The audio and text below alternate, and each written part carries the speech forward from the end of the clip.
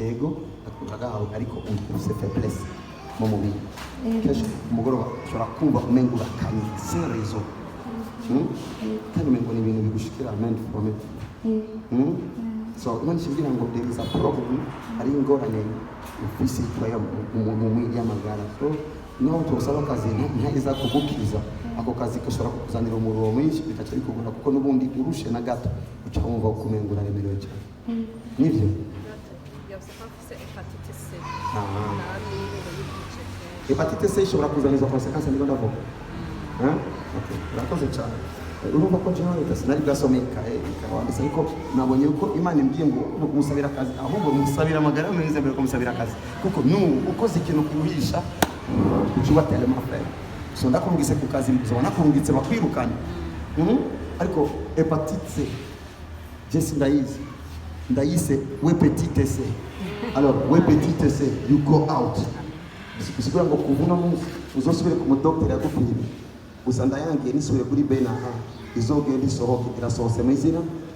ubu rero urakiringa neza amagara meza ikirongo kazi indanemo thank you genda n'amagara yawe uzonzanire document zitandukanye aho bagupimye hepatite naho bagupimye dafse hepatite kugira ngo Kristo ashigwe hejuru nanjye shaka kazi shakora iki Imana inzoga n'icyo nzakora Mungu wangu Imana ikurungise kuyara amatoilette mu kinama bizakukunda ko problem akazi keza sana uzoheshima nichua naona uko zamani utanisamea naona uko zamani ilikuwa sio repress lakini uache kale na mchezo unanielewa nasema mlugha kwa Kiswahili kama unaelewa tunaona huko nyuma vijana walikuwa na tafuta na hamu na ulikuwa usimame vizuri na Jesus. Sisi nasema vya nyuma press tusao twavu. Bitwanze kwenda kugira ibintu kugira ngo gire cyo bitandukanye naco kugira ngo gire ibintu bya simbi. Bari ko na kungabira bibi. Eve ko ariko rakubanganya umusekuruvu ariko na kaisi. Ndabwo kugira ngo shetani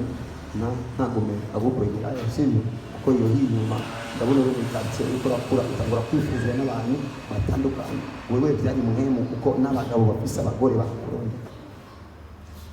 Barakurondera savuze ko barondera barakurondera right kugira ngo wumve yuko ari muhemu niyo muhemu ngomba gukanseringa ndayigukuyemo in the name of Jesus toka